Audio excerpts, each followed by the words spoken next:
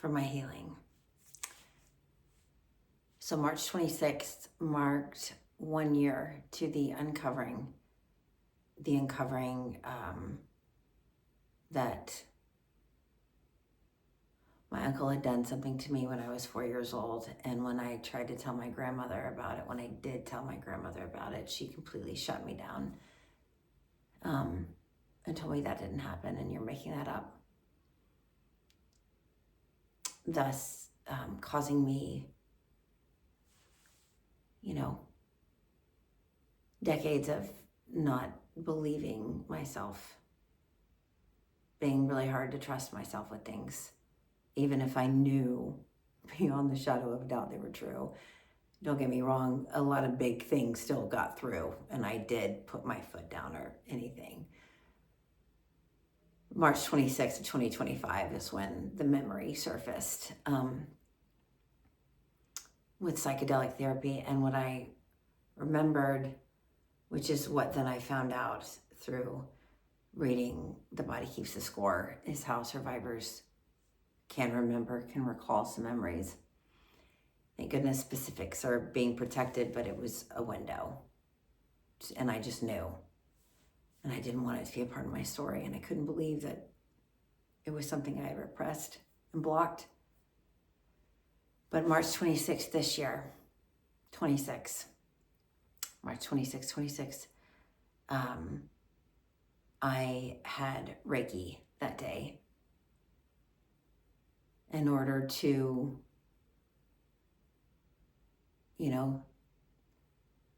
put new life and new meaning. I don't know. I knew that was the day I needed to do Reiki. And so I'm on the table, and before we had begun, I had felt this presence of this circle. And they were they are my spirit guides. And they are the love warriors. That is what they call themselves, and that is who they are. And they are in this circle around me. And they all have kind of a Mad Max vibe, which I only saw once, but it just keeps coming up into my life. This Mad Max love warrior vibe, these funky soldiers. And they all have a bit of like Haydenisms in each one. And they love me so much. So I knew they were with me, and I'm closing my eyes and I'm on the table, and my practitioner is doing her Reiki energy work. And, the mind is bopping around as it does. And then here's the memory. And I'm looking out the window, and I'm 4 years old.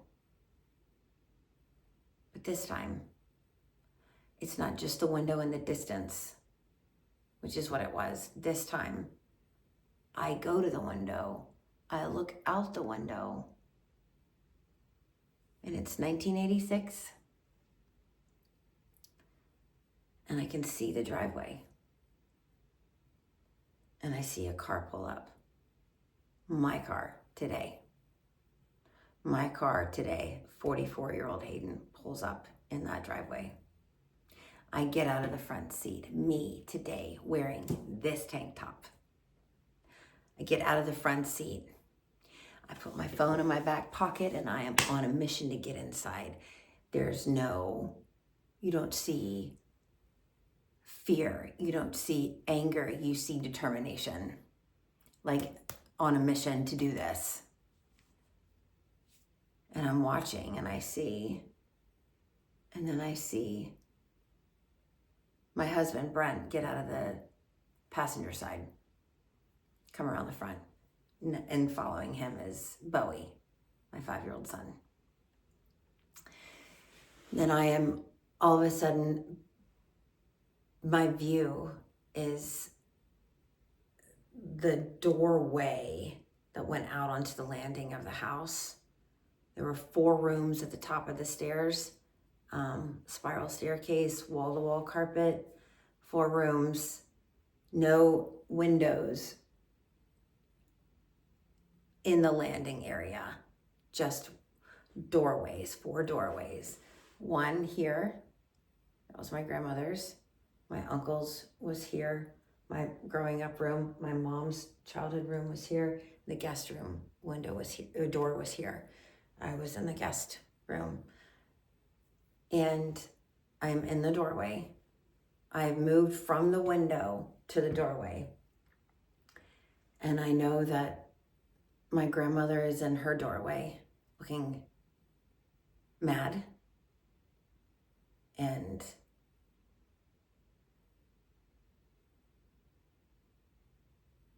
kind of just confused and mad. Like that,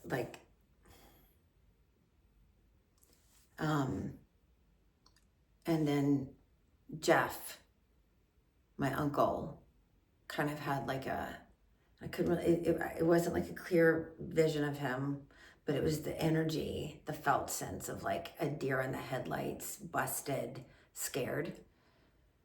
And I see little Hayden sees 44-year-old Hayden come, and all of a sudden she wraps her arms around me, and she comes down to her knees and wraps her arms around me like I do with Bowie all the time.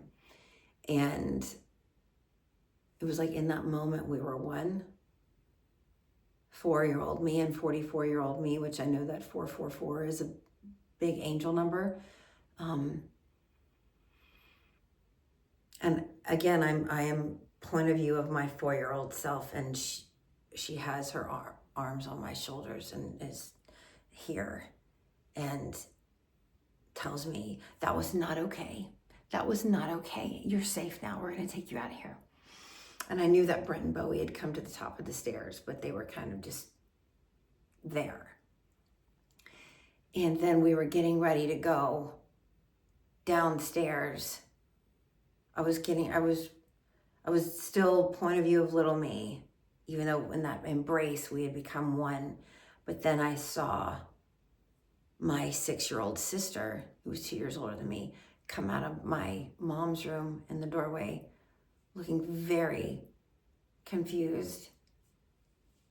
It's just so interesting because everyone was kind of backlit, because again, there was no windows on the landing, so dark. You would open the door and they'd be backlit. But she came out, this like light blue nightgown, and looked very confused and scared.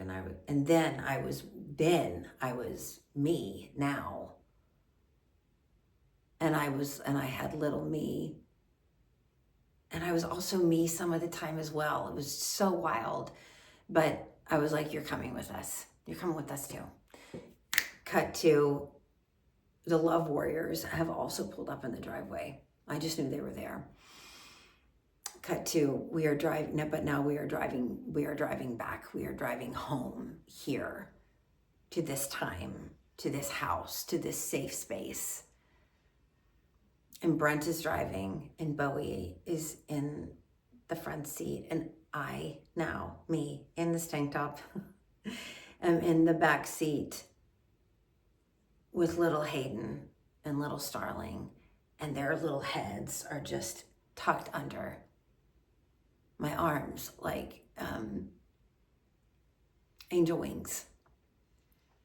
And their little heads, and I've got them. And it was so incredibly powerful. Also, my husband Brent, he always drives, always, even if it's my car. I like it. I like not having to worry about it. I'm just, I get to look out the window and connect with nature and, close my eyes and sing and not worry about it. So it was really, really powerful to see me get out of the driver's seat. And as a friend pointed out to me, what a full circle moment with all of this, because it's been really hard and intense and freeing and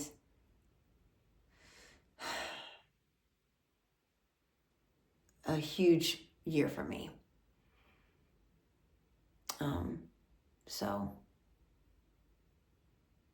making this video is another step in my healing.